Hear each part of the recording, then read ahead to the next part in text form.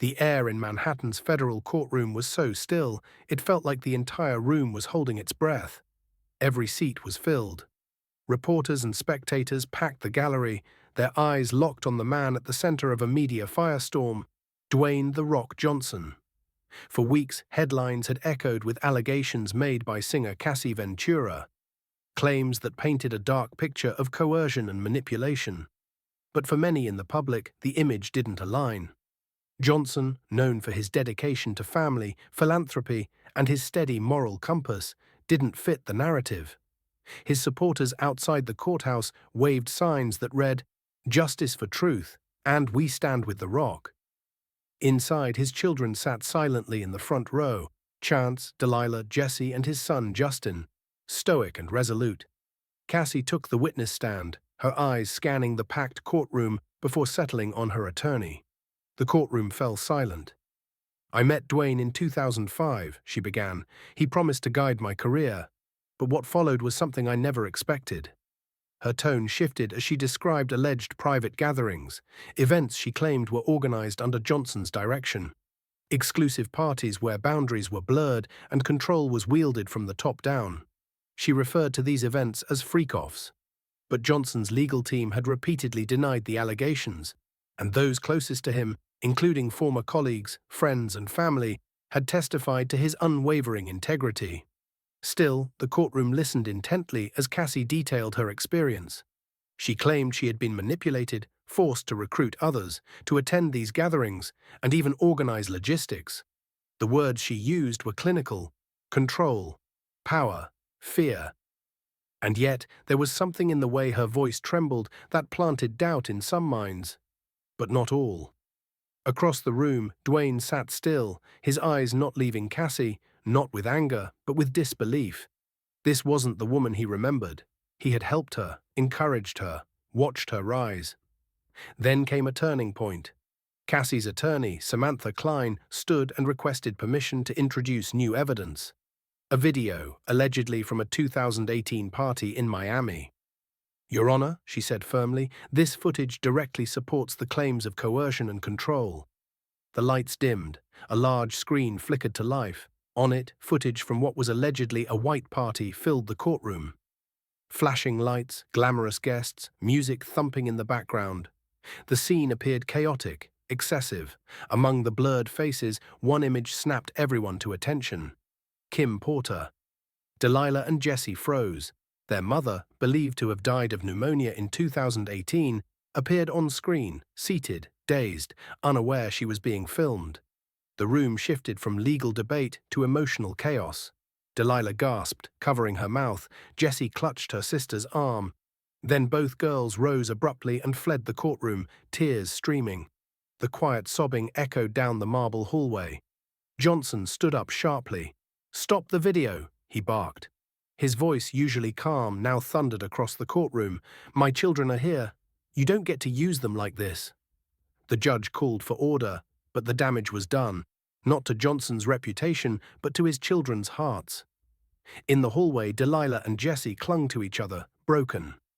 Behind them, Chance remained seated, her face like stone. Her eyes met her father's, no hate, no fear, only a desperate need to understand. Justin, arms crossed, sat motionless, watching, thinking, unmoved. The courtroom was silent once again, but outside, the world was erupting. Twitter exploded with #KimPorterTruth. But the question loomed: was Dwayne Johnson truly guilty, or was he the next victim of a carefully orchestrated takedown? The tension from the courtroom hadn't faded. If anything, it hung heavier in the air, like storm clouds refusing to break. Outside, reporters clamored for updates. Inside, the judge called a recess, giving everyone a moment to recover from what had just been revealed. But what exactly had they witnessed? Cassie's testimony had stirred deep emotions.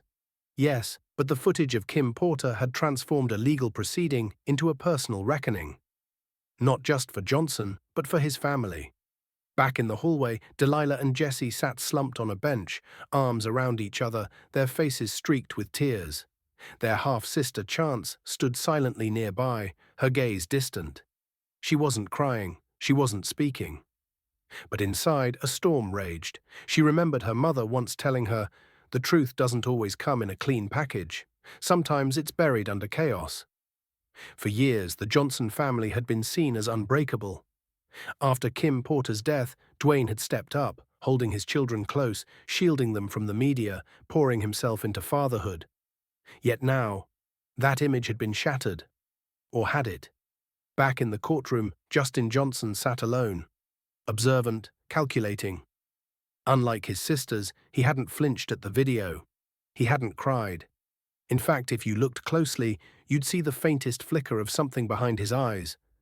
Not satisfaction, but confirmation. He had suspected something like this would surface.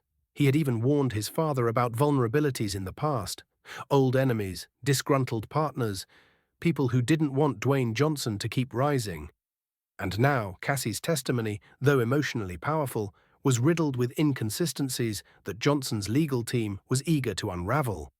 When court resumed, Dwayne Johnson's attorney, Victor Langston, stood tall. His voice was slow, controlled, the kind that made people lean in. "Miss Ventura," he began, "you've painted a harrowing picture. But I must ask, how do you explain your continued partnership with Mr. Johnson for nearly a decade after these alleged events began?" Cassie shifted uncomfortably. Her eyes dropped. Langston pressed on. "You signed a 10-album deal. You attended his private events, flew on his jets, stayed in his homes. Are we to believe you had no agency?"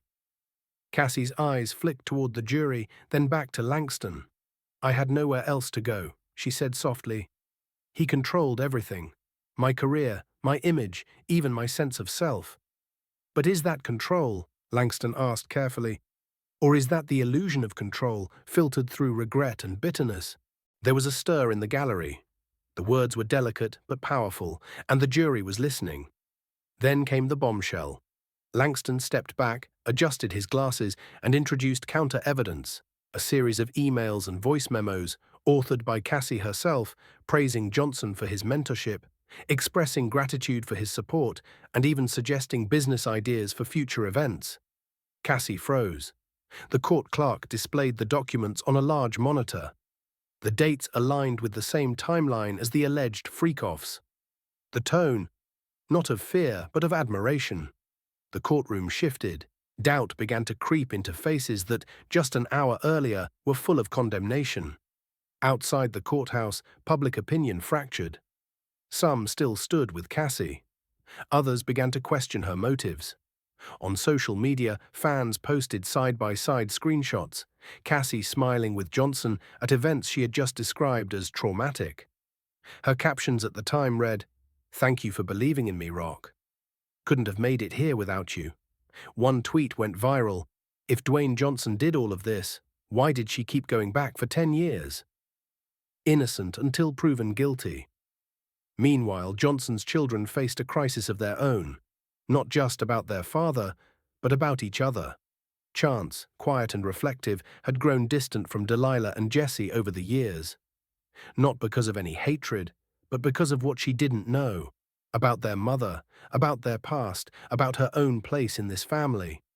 But now that distance seemed small compared to the questions roaring in her head. That night, as news anchors debated every detail and hashtags trended worldwide, Justin sat alone in his hotel room, scrolling through encrypted messages. His fingers paused over one in particular. "She's the only one who can speak the truth." No name, no context.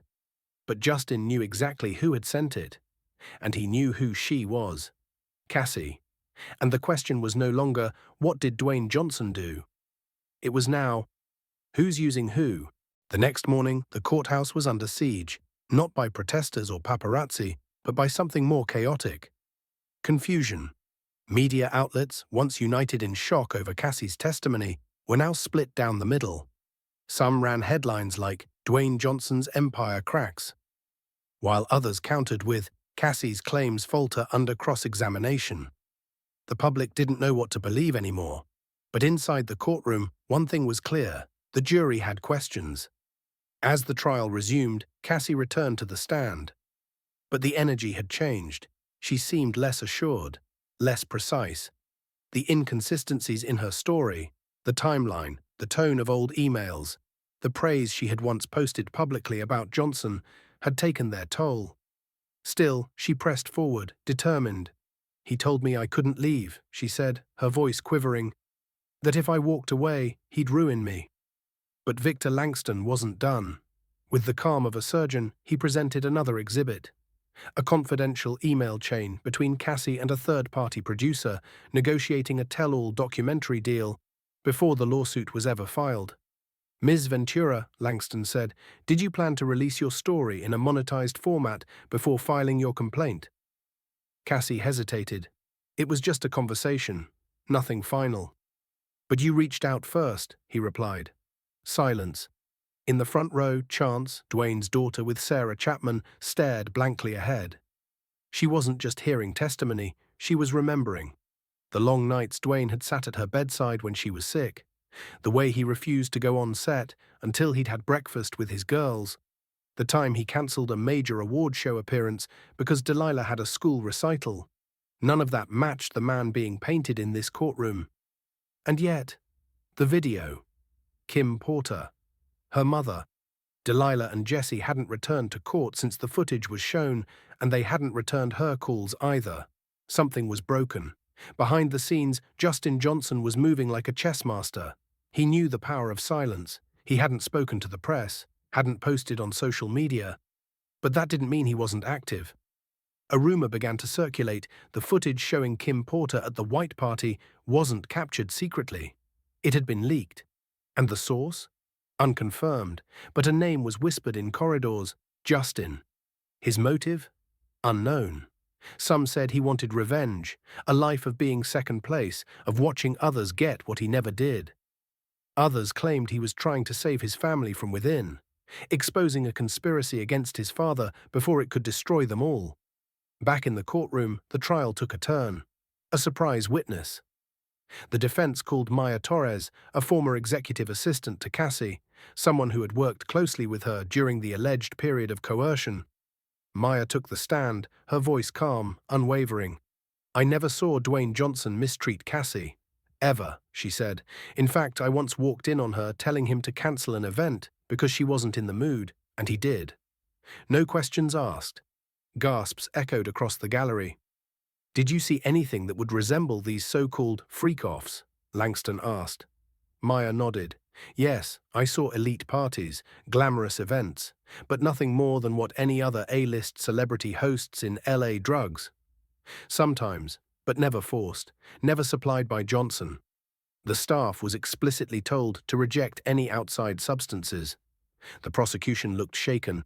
Later that night, in a quiet hotel suite, Chance stared at her phone.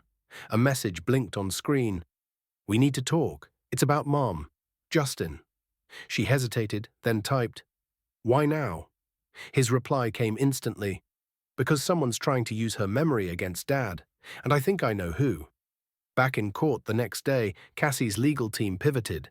They requested a second video to be shown, one that they claimed would finally destroy Johnson's defense.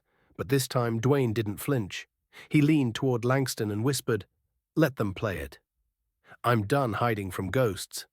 As the lights dimmed, the courtroom braced again. The screen flickered to life, and what it showed would change everything. The room fell into darkness once again as the judge gave a slow nod. "Proceed," she said.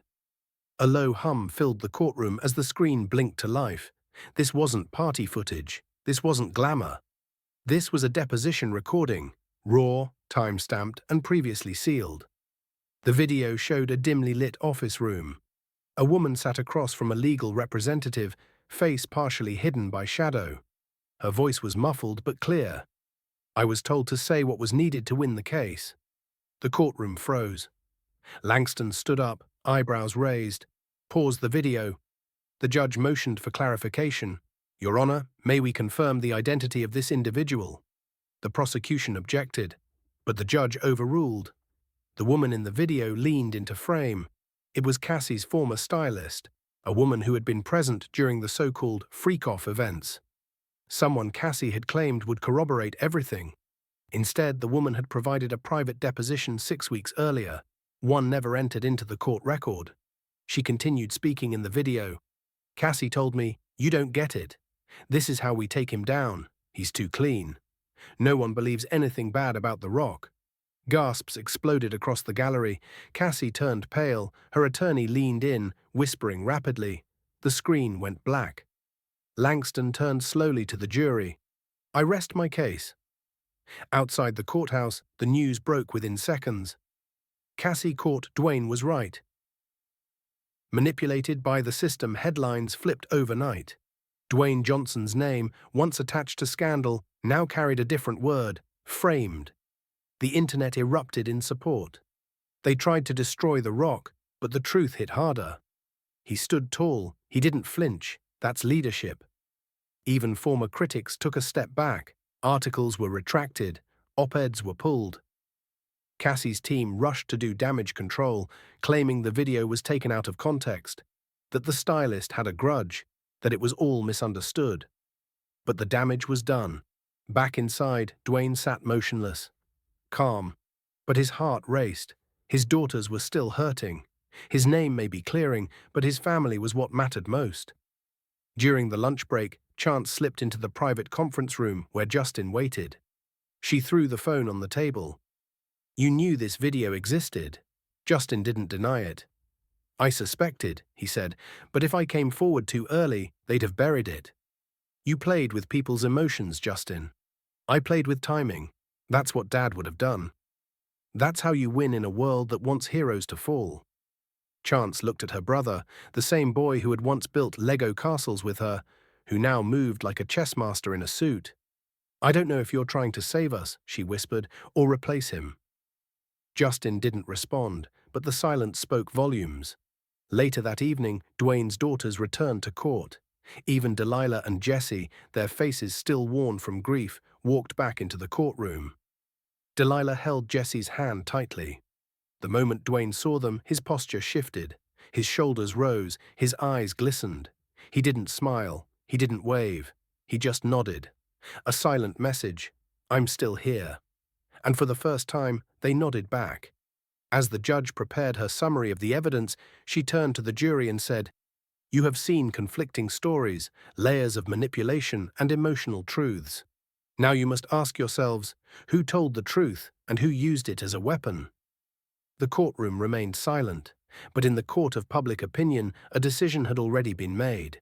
The jury was dismissed to deliberate. No one in the courtroom moved, not the judge, not the press, not even the camera operators.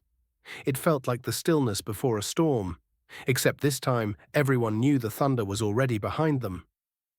Dwayne Johnson sat alone at the defense table. His team whispered behind him. His children sat in the gallery. But his mind was somewhere else. He was remembering the weight of silence, the crushing isolation of being falsely accused, while being told to remain calm. The whispers from the industry, the headlines that turned on him overnight. He hadn't just been accused, he had been targeted. In a back room of the courthouse, Cassie Ventura was seated with her legal team. Her face was flushed, her voice low. Her lawyer paced anxiously. "It doesn't matter what was said in the past," she muttered. "We're here now. The truth is the truth." But even she seemed unsure now. Her confidence had cracked. She no longer looked like someone standing up against a tyrant. She looked like someone caught in something larger than herself. And she wasn't wrong, because behind this trial a deeper story was unraveling. Not about Johnson's guilt, but about who wanted him to fall. While the jury deliberated, a new figure stepped forward. Alex Fine, Cassie's husband. He had been quiet during the entire process, supportive of his wife, protective of their family, but distant from the narrative. Until now. Approaching the court during a recess, he gave a brief and unexpected statement to reporters. "I believe in Cassie's pain. But I no longer believe she was the only voice speaking. Others were behind this. And it's time they're held accountable too." The media froze. Who was he referring to? He didn't clarify, he just walked away. But inside the courthouse, Dwayne Johnson heard every word. By mid-afternoon, word spread. The jury had reached a verdict. Everyone returned to their seats. Delilah clutched Jessie's hand again. Chance folded her arms but leaned forward. Justin stood in the back, motionless, hands clasped behind him. The bailiff handed the envelope to the judge. The room braced. In the matter of Ventura vs. Johnson, we, the jury, find the defendant, Dwayne Johnson, not liable on all counts. A gasp, a flood of camera shutters. Some cried, some cheered, some simply sat stunned. Dwayne didn't react. Not at first. Then he turned, not to the press, not to the crowd, but to his children. And with a quiet breath, he said the words he hadn't been able to speak for weeks. "It's over." Delilah burst into tears. Jesse leaned into Chance's shoulder. Even Justin allowed a slow, measured exhale.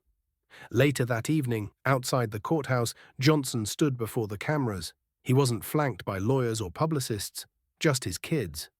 The reporters shouted questions. Will you sue for defamation? Do you forgive Cassie?